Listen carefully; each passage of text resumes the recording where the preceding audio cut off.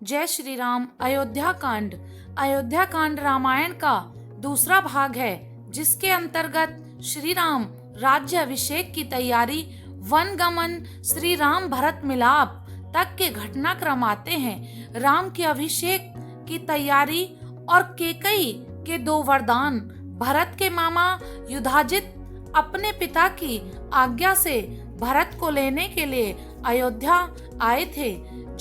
जब अयोध्या में पहुंचकर उन्हें बारात का समाचार मिला, तब वे भी जनकपुर जा पहुंचे। जनकपुर से लौटने पर कुछ दिन बाद राजा दशरथ ने भरत और शत्रुघ्न को केकई देश भेज दिया। नाना और मामा ने उन्हें बड़े लाड प्यार से रखा। भरत की इच्छा अपने नगर लौटने की होती तो उनके नाना अनुरोध कर उन्हें रोक लेते। इस तरह ननिहाल में रहते भरत और शत्रुघ्न को काफी दिन हो गए। अयोध्या में केवल राम लक्ष्मण रह रहे थे। अब राम काज में पिता का हाथ बांटने लगे। राम सदा दूसरों की भलाई सोचते थे और सदाचार का पालन करते थे। जैसे वे नम्र और विद्वान थे, वैसे ही शूरवीर और पराक्रमी भी थे। छोटे बड़े सबसे वे प्रेम पूर्वक मिलते थे। क्रोध में भी किसी से दुर्वचन नहीं बोलते थे। प्रजा उनको बहुत चाहने लगी। राम के कामों से राजा दशरथ भी बड़े प्रसन्न थे। वे अब बूढ़े भी हो चले थे। उन्होंने निश्चय किया राम को युवराज बना दिया जाए।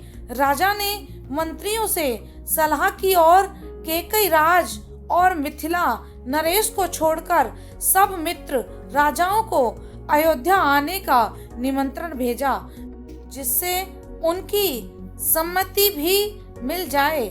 निश्चित समय पर सभा भवन में आमंत्रित राजागण आ गए।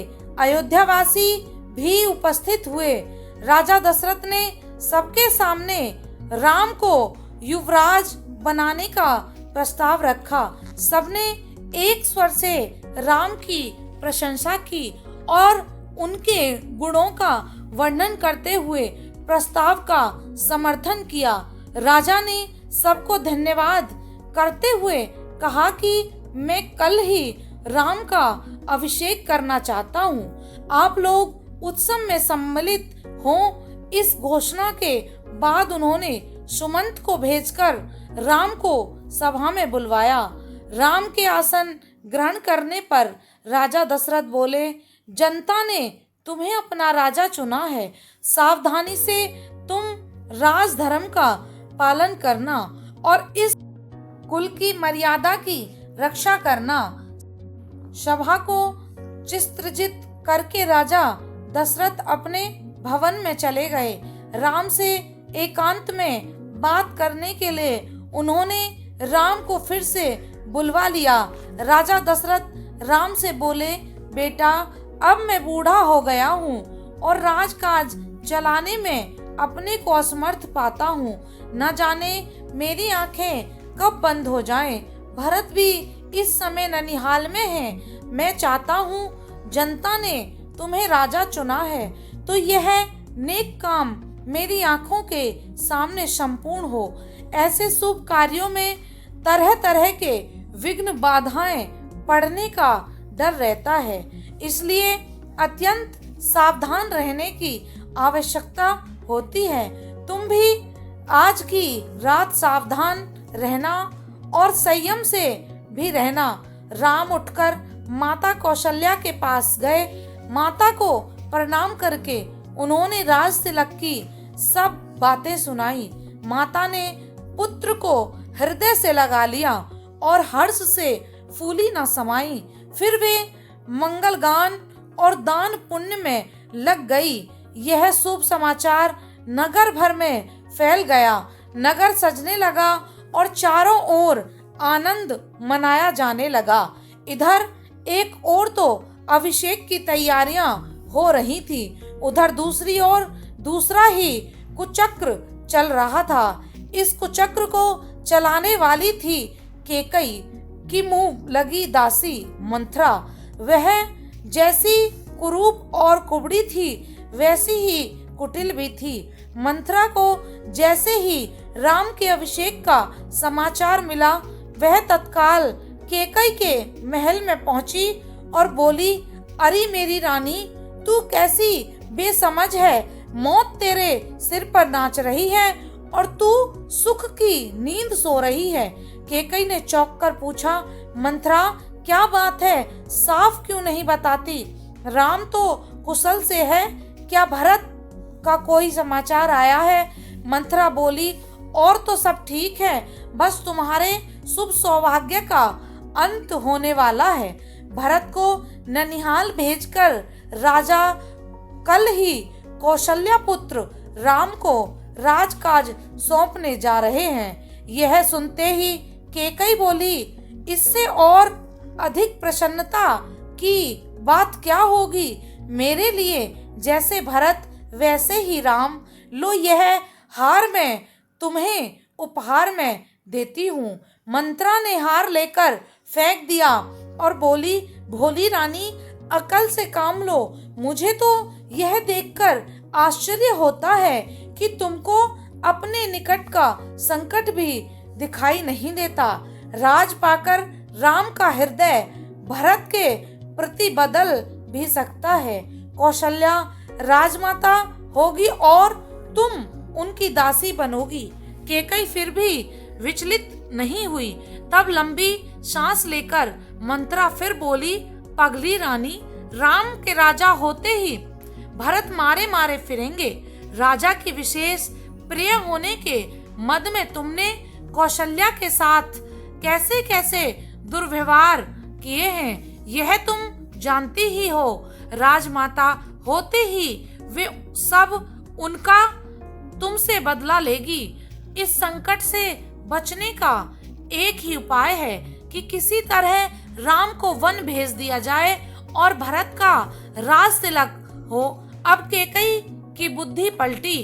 अपना कार्य सिद्ध होते देख मंथरा बोली, रानी, याद करो, एक बार संबासुर के विरुद्ध इंद्र की सहायता करने के लिए महाराज गए थे। तुम भी पति के साथ गई थी। तुम्ही ने रण क्षेत्र में राजा के प्राणों की रक्षा की थी। राजा ने प्रसन्न होकर तुम्हें 2 वरदान मांगने को कहा था। वे दोनों वरदान तुमने अब तक नहीं मांगे। अब मांग लो। कोप भवन में जा बैठो और जब राम की सौगंध खाकर राजा वचन दे, तब एक वरदान से तुम भरत को राज तिलक और दूसरे से राम को 14 वर्ष का वनवास मांग लो।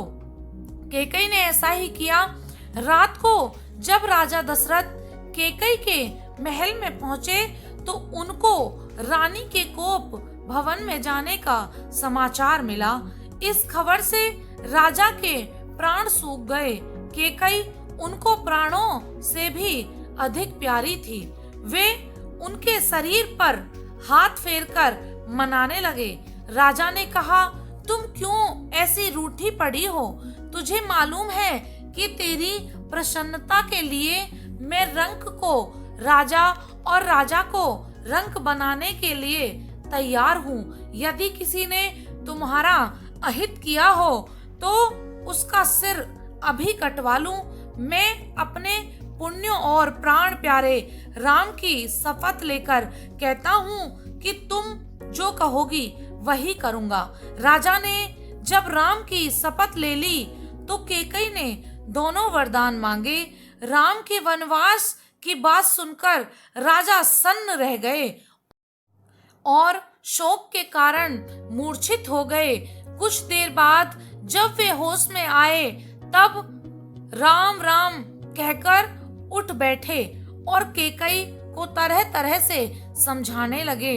वे केकई से बोले, भरत को बुलाकर मैं उसका राज तिलक कर दूंगा, पर मेरे राम पर दया करो, मुझ पर दया करो। कि केकई किसी तरह न मानी। वह बोली, राजन, आपकी बात रघुवंशियों जैसी नहीं है। आपके पूर्वजों ने सत्य पालन के लिए न जाने कितने कष्ट झेले। हरिश्चंद्र और शिव का नाम इसी कारण आदर से लिया जाता है। सत्य ही संसार में ईश्वर है। धर्म भी सत्य पर टिका है। सत्य से बढ़कर और कोई नहीं। सत्य को छोड़कर आप संसार को कैसे मुंह दिखाएंगे। रही मेरी बात, अगर आप वरदान नहीं देते तो मैं आत्महत्या कर लूंगी और आप इस कलंक और अपयश का भार जीवन भर ढोते रहेंगे। राजा समझ गए कि अब कुछ होने वाला नहीं है। राजा रात भर बेसुध से पड़े रहे। सवेरा होने पर सुमंत केकई के महल में आए। समाचार लेने पर राजा की दशा देखकर वे समझ गए कि केकई ने कोई कुचाल की है।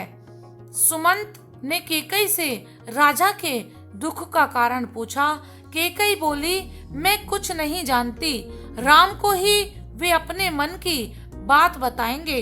राजा का संकेत पाकर सुमंत राम को बुलाने गए। थोड़ी देर में लक्ष्मण के साथ राम आ गए। राम को देखते ही दशरथ बेसुध हो गए और कुछ बोल न सके। तब केकई ने राम को सब बातें बताई, अपने वरदान की भी बताई। पिता का रुख देखकर राम ने दृढ़ता से कहा, पिताजी की प्रतिज्ञा की रक्षा के लिए मैं अभी वन जाता हूँ। भरत को बुलवाकर उनका राज तिलक कर दीजिए।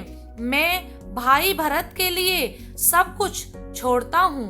अब राम अपनी माता कौशल्या के पास गए और उनको केकई के भवन की सब बातें बताई। यह समाचार सुनकर माता कौशल्या बेसुध सी हो गई और अपने भाग्य को कोसने लगी। मैं तो निरंतर अपने को घर की दासी मानकर सबकी सेवा करती रही। भरत को भी अपना बेटा ही माना। केकई का भी बुरा नहीं चाहा। फिर मेरे साथ यह अन्याय क्यों? माता कौशल्या का दुख देखकर लक्ष्मण के क्रोध की आग भड़क उठी। श्री राम ने लक्ष्मण को समझा बुझाकर शांत किया और कहा, मेरे वन जाने की तैयारी करो। आज के लिए भक्तों इतना ही। आगे सुनिएगा। ये सारी कथा मैं आपको सुनाऊंगी। अगर अच्छी लग रही हो तो लाइक, शेयर एंड चैनल को सब्सक्राइब करें। Bye bye.